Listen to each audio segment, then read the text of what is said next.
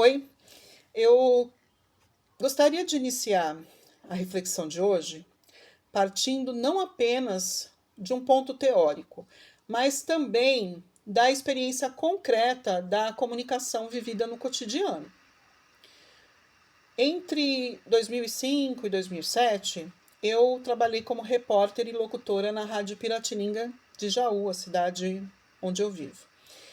E eu cobria sessões da Câmara Municipal, eu cobria política local e regional, fazia agenda cultural e era responsável pelos boletins do tempo, né, meteorológicos.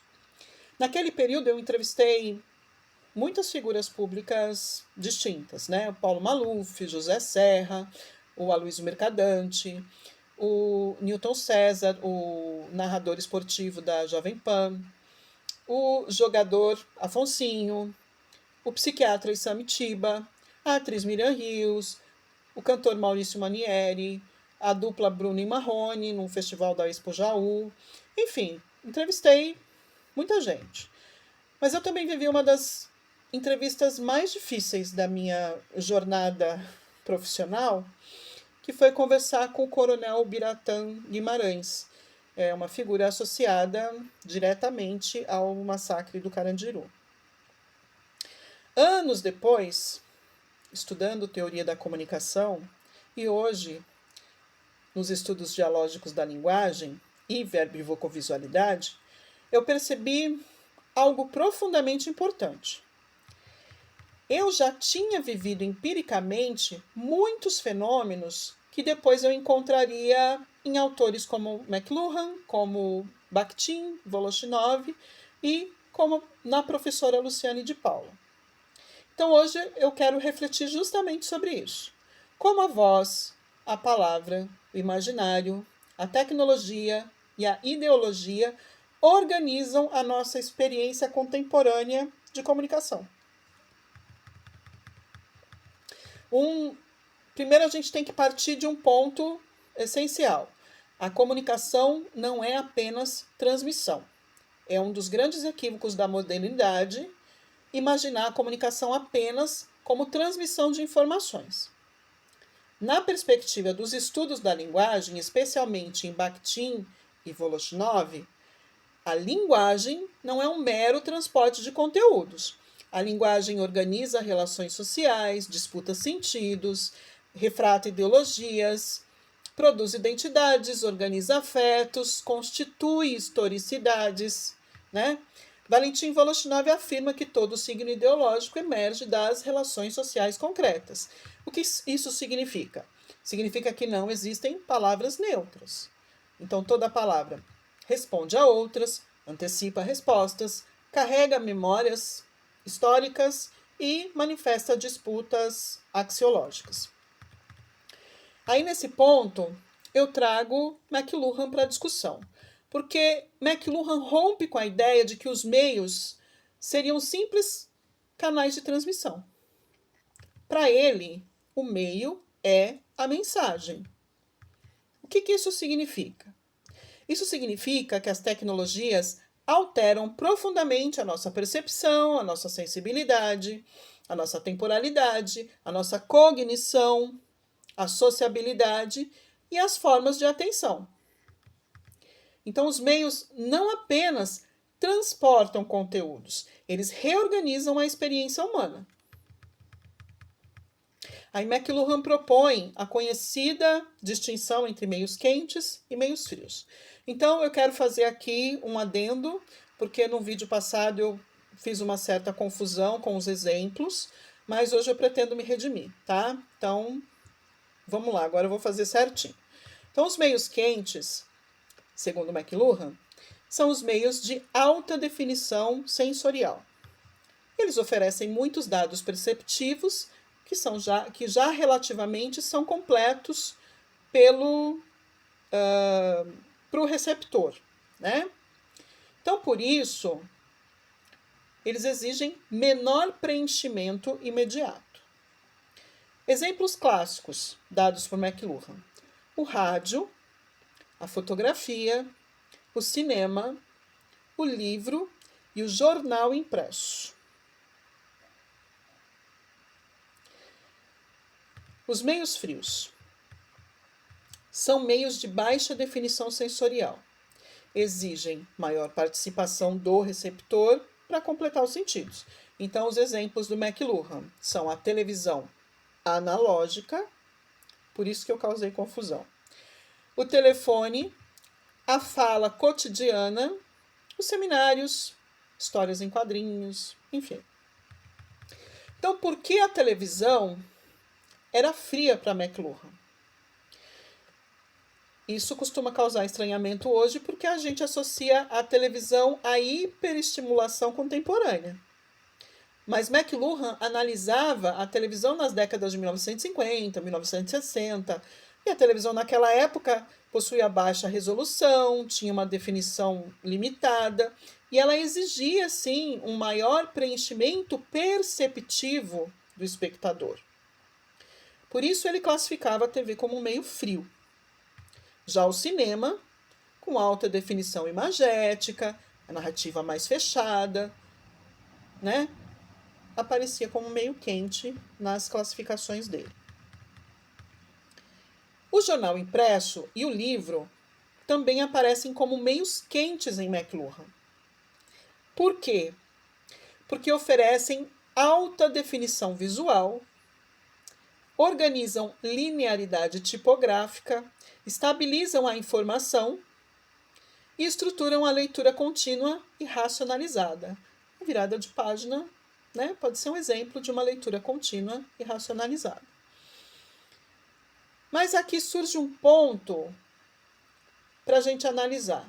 Embora o impresso seja quente em McLuhan, ele ainda exige intensa imaginação cognitiva. Então, quando alguém lê, manifestantes ocuparam a praça central, a gente precisa imaginar os rostos, as vozes, o clima, a movimentação, a tensão social e os espaços urbanos. Isso mostra que a teoria de McLuhan não deve ser reduzida a uma oposição simplista entre participação e não participação. Eu causei confusão por isso. Já o rádio, segundo McLuhan, é um meio quente, por sua alta definição acústica, as sonoplastias, os efeitos, né, a voz. E isso faz sentido, mas quando eu trabalhei na rádio AM, eu percebia claramente a força da voz. Porque o rádio, ele entrega entonação, ritmo, respiração, silêncio, intensidade emocional e densidade acústica. Mas, ao mesmo tempo, o rádio produz um fenômeno fascinante. Ele exige visualidade imaginada. Quando eu fazia boletins meteorológicos, por exemplo, eu dizia assim: uma frente fria avança pela região de Jaú com possibilidade de chuva no fim da tarde. Cada ouvinte criava internamente as nuvens, o vento, a rua molhada, as árvores balançando, as pessoas correndo com pressa para não se molhar, o cheiro de chuva, né?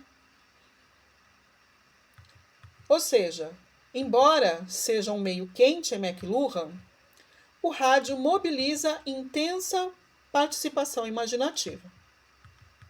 E é aqui que a noção de verbo e vocovisualidade se torna central. Segundo a professora Luciane de Paula, os sentidos emergem da articulação entre o verbo, a palavra, né, a voz e a visualidade. Mesmo no rádio, aparentemente sem imagem, existe visualidade. Não uma visualidade materializada na tela, mas uma visualidade cognitiva, imaginativa, afetiva e memorial. Foi muito antes de estudar teoricamente a verbo e vocovisualidade que eu percebi isso empiricamente no rádio. Quando eu narrava acontecimentos políticos ou culturais, o ouvinte ele construía mentalmente rostos, roupas, ambientes, expressões faciais e as atmosferas emocionais daquele evento narrado. Isso explica algo interessante, porque muitas vezes a imagem mental criada pelo rádio se torna mais intensa do que a imagem pronta da televisão. Por que isso? Porque ela mobiliza a memória, o repertório cultural, a afetividade e a imaginação, né? E eu aprendi isso especialmente entrevistando políticos, que a voz é matéria ideológica. Quando eu entrevistei o Paulo Maluf, por exemplo, eu percebi que os sentidos não estavam apenas nas palavras dele. Os sentidos apareciam na velocidade da fala dele, que é muito específica, nas pausas, na firmeza vocal, nas hesitações dele em responder algumas perguntas, em algumas falas, na tentativa de controle da entrevista, do controle discursivo. Então a voz também produz sentido. Ela carrega autoridade, insegurança, disputa, persuasão, ideologia. Na perspectiva bakhtiniana, o discurso é constituído por outras vozes, então nenhuma fala existe isoladamente. Quando eu entrevistei o Maurício Manieri, a dupla Bruno e Marrone, por exemplo, que tem uma outra linha de entrevista, né? Mais festiva, cultural, eu percebi algo muito diferente das entrevistas políticas, porque ali predominavam humor, espontaneidade, afetividade, a memória musical, a identificação popular com o público, né? Já nas entrevistas políticas, o que predominava? A cautela, o cálculo retórico, o gerenciamento discursivo e o controle da imagem pública. Cada esfera social organiza regimes específicos de linguagem. Então, uma das experiências mais impactantes da minha trajetória radiofônica foi entrevistar o Coronel Biratã, né? Naquele momento, eu compreendi profundamente que a voz nunca é neutra. Ela carrega a memória histórica, carrega violência, autoridade, julgamentos morais e também um trauma coletivo. No rádio AM, sem o excesso imagético e sem cortes rápidos, o ouvinte permanece mais tempo diante da duração da fala. E isso produz uma experiência de escuta radicalmente diferente da lógica algorítmica contemporânea. Mesmo o rádio tendo o efeito imediatismo, instantaneidade da notícia, tá? Mas não estamos falando da velocidade. Hoje, então, o que acontece? A gente vive num cenário muito diferente daquele analisado por McLuhan, dos anos 1950, 1960.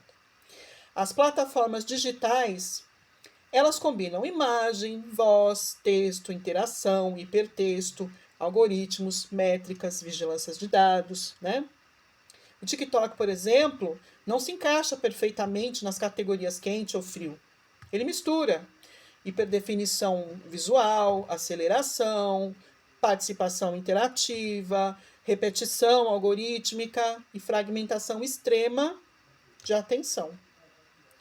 As fronteiras entre o quente e o frio se tornam mais híbridas nos dias de hoje. Então, vou trazer uma outra autora, né?